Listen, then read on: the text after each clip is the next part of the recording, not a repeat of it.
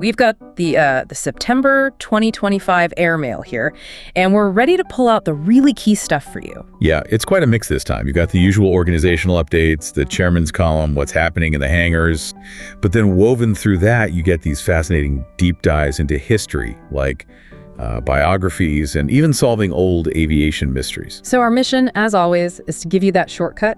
And at the same time, uncover some amazing stories. We're talking high-level promotions, a local aviation legend, and get this, how a Spitfire went sort of Hollywood. Okay, let's unpack it, starting right at the top. Chairman's column. Ray Burrows, the chairman, he kicks off talking about success, but there's also a very important tribute right at the start. To Mike Woodgate, founder of Woodgate Aviation. That's right. He passed away on August 6th.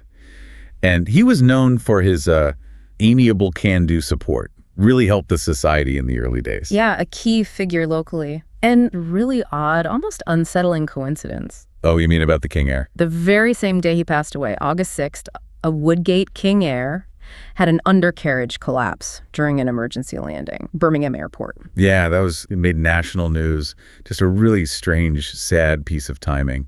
No connection implied, obviously, but quite a footnote for that day. Okay, shifting from reflection, there was also some big news on the celebration front. The patron, Harv Smith. Ah, yes. Congratulations to him. Promoted to Chief of the Air Staff. That's a huge deal. It really is, and shows the connections the society has. He visited the collection too, didn't he, August 12th? He did, yeah. First visit in a couple of years, apparently.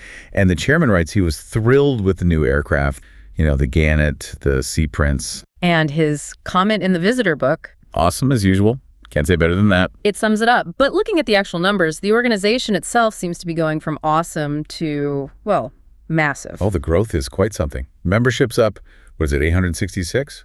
But the visitor numbers. That's the really startling bit. Jumped from about 3,500 at the end of July to 4,200 just 2 weeks later. Wow. That's a serious increase. And that's all volunteer run, right? The tours, the bookings? It is. And the chairman gives a proper shout out to the tour guides, because handling that kind of growth with volunteers, that's the real challenge. Absolutely. It's one thing to have the interest, another to manage it well. And it all builds towards the European Heritage Open Days. Always a big event. It could make them the biggest attraction in the whole province, from 7,000 last year, which was already impressive. Let's look back at some of the giants mentioned in the Airmail who kind of set the standards. Mike Woodgate again, but in more depth. And also Rear Admiral Sir Matthew Slattery. Right. Let's delve a bit deeper into Mike Woodgate first, because his impact on flight training in Northern Ireland was just immense. He came over in '58 initially, flew for shorts, Emerald Airways. Yeah, flew things like Herons, Skyvans, even Dakotas. But then he came back in '69 and started Woodgate Aviation. And that's the story. From a shed at Aldergrove with just, 2,000 pounds? Exactly, that kind of bootstrap start. But it wasn't just about running an airline. His legacy is really in the training. He was a top-notch instructor, wrote manuals, examined for PPLs, type ratings. Piper Cherokee, Aztec, Navajo, the workhorses of flight training.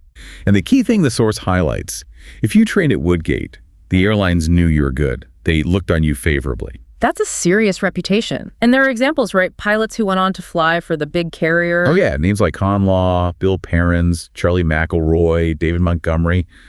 They ended up flying the big jets, BA, Cathay Pacific, Virgin Atlantic, all started there. And there was that lovely little story about one of his old planes. Ah, the Navajo Chieftain.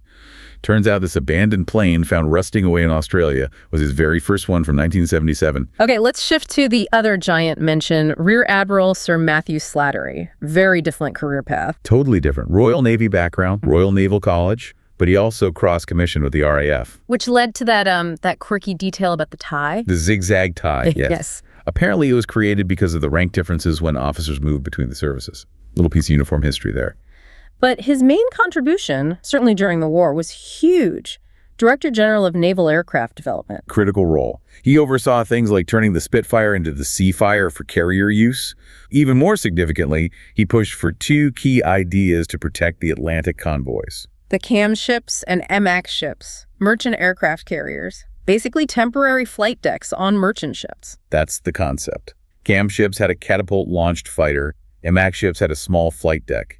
It was a way to get air cover out into the mid-Atlantic where land-based planes couldn't reach. A really ingenious, almost desperate measure born out of necessity. And incredibly effective. It genuinely helped turn the tide in the Battle of the Atlantic. Real strategic impact from that kind of innovative thinking. And he didn't stop there. Post-war, he headed up Short Brothers and Harland. He did. Managing director, then chairman. Oversaw some really interesting experimental stuff like the Short SC.1 jet and the SB.4 and SB.5 research aircraft. And that's the direct link to the collection today, right? The SB.4 is already there, and the SB.5 is the one they're preparing to bring in on loan soon. So his legacy is physically present. And after Shorts, Chairman of BOAC from 1960. And he's credited with turning the airline around, bringing it back into profit. So a massive career across naval aviation, aircraft manufacturing, and airline leadership.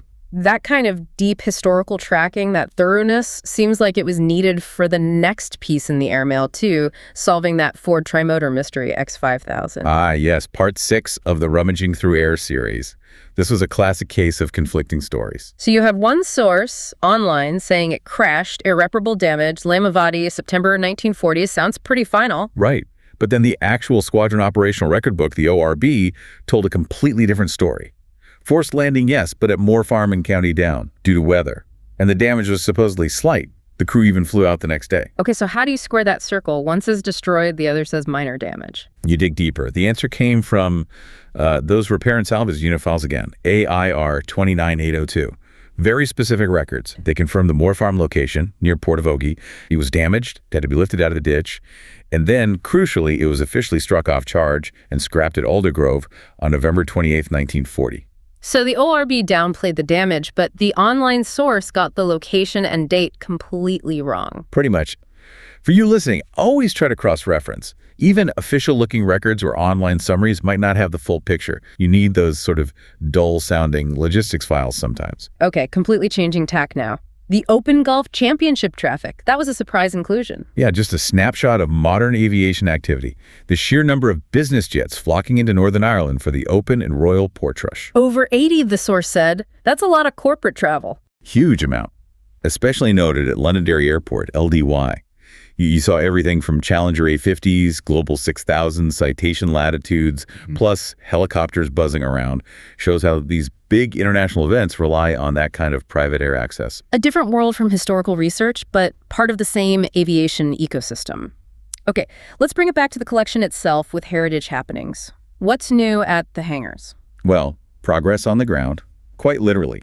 They're getting the long room in Hangar 2 sorted out. Why is that important? It means they can clear out shelving and equipment from the main hangar floor, which, crucially, frees up space for new aircraft. Speaking of which, any new arrivals? Yes, a Sea King helicopter has come in, and also the de Havilland Chipmunk T-10, which was a gift from the RAF Museum at Hendon. Classic trainer. Anything special about this one? Apparently, it has this amazing around-the-world history before it even served with the Queen's University Air Squadron for 20 years. So they're keeping it as is to tell that story. Nice. And what about preparing for future arrivals, like the SB.5? That's moving ahead.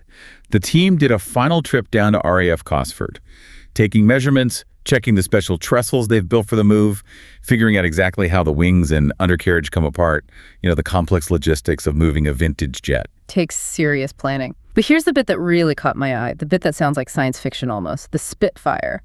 Going to a film studio. Yeah, this is really cool. The Society Spitfire went to Studio Ulster in Belfast. It's a new high-tech movie studio. For a virtual production shoot, what does that actually involve? Okay, so imagine huge curved LED walls surrounding the aircraft. These walls display incredibly realistic, moving background scenery. So the Spitfire itself isn't moving? Not an inch. It sits static in the studio. But on camera, with these dynamic LED backgrounds showing, say, the Northern Irish landscape rushing past, it looks completely convincing, like it's actually flying. That's using cutting-edge film tech for heritage. It lets them create amazing visual content, bring the aircraft to life for a modern audience. In a way static displays just can't. It's a really innovative step. Very smart. What else on the community side? Well, the Spitfire had its final outdoor event of the season at Stormont for the RAF's 85th Battle of Britain reception on September 5th. Its third time there. And the Build-A-Plane project? That's restarting, which is great news. A local company is supporting it, providing 4 apprentices. And the chairman mentioned the dream goal. Which is? To actually fly the plane the students build at the Portrush Air Show in September 2026. Wouldn't that be something? That would be fantastic. A real achievement for everyone involved. And one last thing on exhibits. The Society has now officially been gifted 4 major items that were previously on loan: the Puma helicopter, the Bulldog trainer, and the Hunter and Jet Provost cockpits. Okay, that pretty much wraps up the key points from this airmail.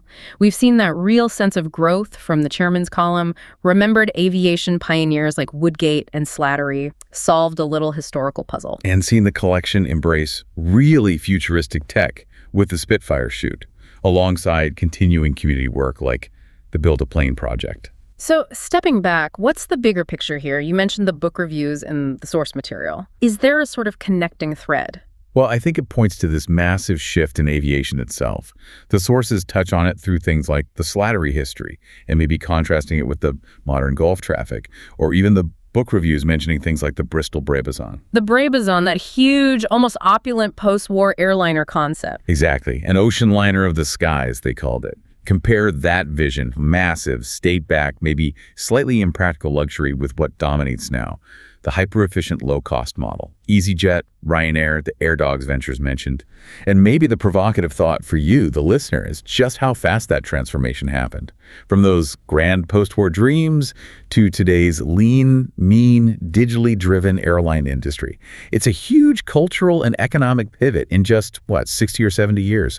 Quite something to reflect on. Definitely food for thought. So if you've enjoyed this deep dive and you're maybe not yet part of this amazing organization, well, why not join? Absolutely. Get involved. You can find the membership page easily on their website, ulsteraviationsociety.org. Check it out. We hope you'll join us again next month for another deep dive into fascinating stories from the world of aviation.